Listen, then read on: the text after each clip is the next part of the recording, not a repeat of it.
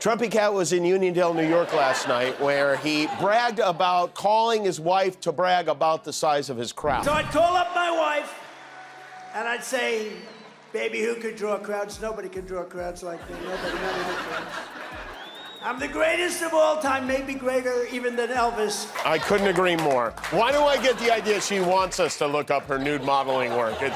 Melania was not at the big rally last night in New York, but you know who was? What do you get when you cross a reality TV star, a failed steak salesman, and a guy who thinks he's bigger than Elvis? The butt of Jimmy Kimmel's latest jokes, that's what. Trump's recent shenanigans have given Kimmel more material than a craft store during a pandemic. Ready for a laugh? Before we move on, I'd like to ask you a small favor. If you appreciate this content, please take a second to like this video and subscribe to the channel. Over 98% of you watch the videos without subscribing. It costs you nothing, but it makes a huge difference to us. So, did you click the subscribe button? Great, thank you so much.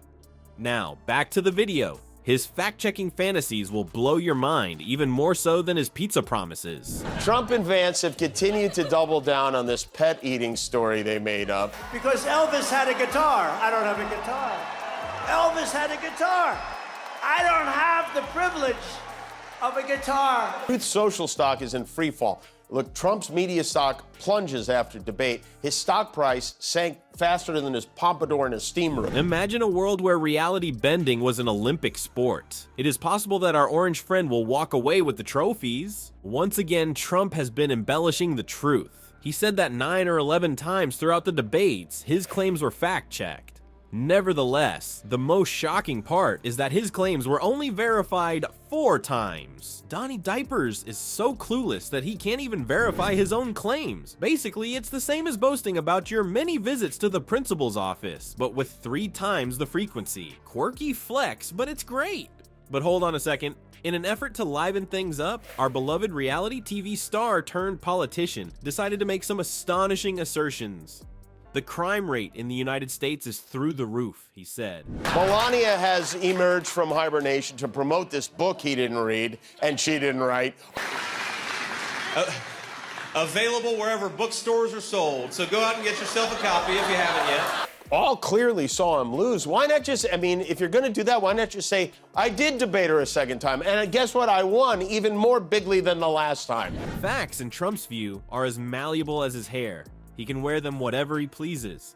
Trump always manages to shock and amaze, even when you think things are getting crazy. Republicans in the legislature want to legalize executing babies after they're born, he claimed. Seriously though, reality and that are completely out of sync. He seems like he's trying out for a part in a low-budget horror flick as a bewildered end-of-the-world prophecy. For whatever reason, Jimmy Kimmel felt compelled to poke fun at these assertions. He compared Trump's words to those of a bewildered end-of-the-world prophet because of how far out there they were. It seems like we have similar thoughts, don't you? Kimmel even used the term mental health welfare checks to describe the fact checks. Oh no, it must hurt worse than an unsatisfactory spray tan. How Trump transforms each discussion into a personal fantasy land is nearly astonishing. Reality is whatever he wants it to be, and facts don't matter in his alternate reality. Perhaps we ought to begin referring to him as the Wizard of Odd. The truth is, though it's funny to laugh at Trump's ridiculous claims, they do raise some concerns. But I have to say, I would give any amount of money to see Donald Trump go on television and explain what he thinks crypto is. Spent his afternoon yesterday defacing the American flag for a young admirer with that stupid Sharpie of his. Trump's hardcore fans may be a lot of things. Bright is not one of them. Believe me when I say this isn't some random man making up stuff on the corner.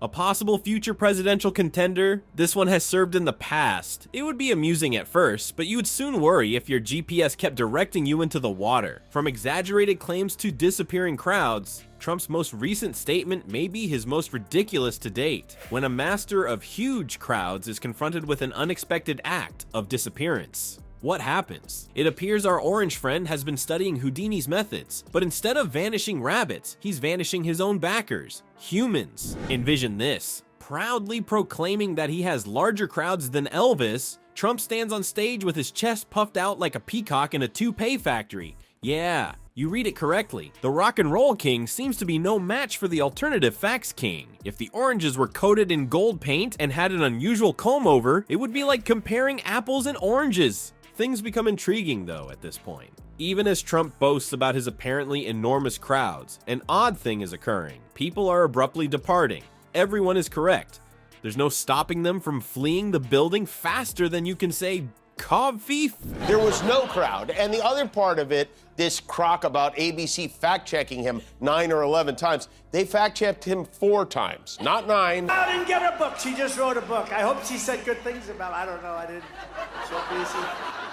She just wrote a book called Melania. Go out and buy it. It's great. Former President Donald Trump is cracking under pressure. His tectonic plates are moving a lot lately. Like when you see a magician brag about how he can make people vanish, but then you find out he's really simply having them sneak out the back door. Our late-night idol, Jimmy Kimmel, couldn't help but poke fun at the situation. He made a joke on how many people were actually leaving Trump rallies, despite his claims of large audiences. Kimmel said, Elvis hadn't left the building, but half the crowd had. Oh no, even a terrible hair day in a wind tunnel can't compare to the pain.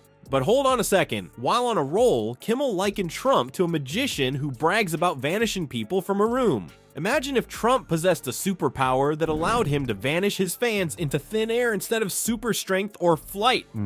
What an ineffective political superpower. The hilariousness doesn't end there. Trump, according to Kimmel, could put out a fire faster than a room could be cleared. What would it be like? Remain calm and listen to a Trump address in case of an emergency. It won't be long until the building is deserted. Perhaps Trump should be renamed Fire Marshal Bill from now on. Trump's ability to spin a potentially humiliating circumstance into something to brag about is quite astonishing. Comparable to getting a lot of red marks on an exam and then bragging about it. Observe all this, Scarlett. My face flushes more than everybody else's. When it comes to making mistakes, I'm the master. Another best-selling author in Trump's family isn't worth his time, even if he's busy comparing himself to rock stars. For the launch of World Liberty Financial, we're embracing the future with crypto and leaving the slow and outdated big banks behind. From Donald Trump claiming he won the election, whether he did or not. Kamala Harris appears to have momentum, I think. 9 times or 11 times. And the audience was absolutely, they went crazy. Why is Trump treating Melania's mystery book like classified nuclear launch codes? What gives? Here at the Trump Family Book Club, we encourage reading but insist on golf. The orange-loving politician has come clean about his lack of familiarity with Melania's work. Why? He's just extremely preoccupied. Things that presidents do, like playing golf and complaining about how unjust everyone is on Twitter. Whenever they try to share their angsty poetry, the other partner acts like they have homework, just like that high school pair. Rest assured, everyone, Trump is prepared. He made it clear that he would just advise people to disregard any negative comments made about him by Melania. You can't say, "I trust my wife" by smearing her reputation before she's even started, can you? In the style of Trump, it's relationship goals. At the same time, Melania is constantly touting her book as if it were ultra popular. But that's not all. She's highlighting her naked modeling gigs from the past. Indeed, what you heard was accurate. Like she's providing answers to queries that no one ever asked. Speaking with confidence, she once said, "Why do I stand behind my nude modeling work? Melania, we were curious about your tenure as First Lady, but that's all right." Compared to Trump's hair in a wind tunnel, this entire issue is even more bizarre. I'm not a and there's no reason to We don't have to talk about that. She's been against it for 12 years. One has spread false claims. What they've said is they're eating the dog. They're eating the cat. Just when we thought we understood checkers, Melania's PR team busts out a game of 4D chess. Do they have something they want us to focus on? Or is this the Trump circus as usual? Also, their marital status deserves our attention. The analogy to a Jenga tower during an earthquake that Kimmel made was spot on. The entire structure may collapse with just one careless step. It's like tuning into a soap opera, only the actors are worse and the plots are much more absurd. I mean, perhaps we're being overly critical of Trump. I mean, how does this happen? Last week he had the whole legal system rigged. Now he's powerless, I guess. He's right, it was 3 against 1. Trump got humiliated by Kamala, the moderators, and by himself, primarily. The film adaptation of Melania's book might be all he's waiting for. That is, something he can view while chowing down on burgers and tweeting. On the other hand, perhaps he is patiently waiting for the audiobook, which will be read by his idol, himself. The novel drama surrounding Trump's presidency is ultimately but a chapter in that ongoing narrative. There's controversy, mystery, and plenty of opportunities to scratch your brain.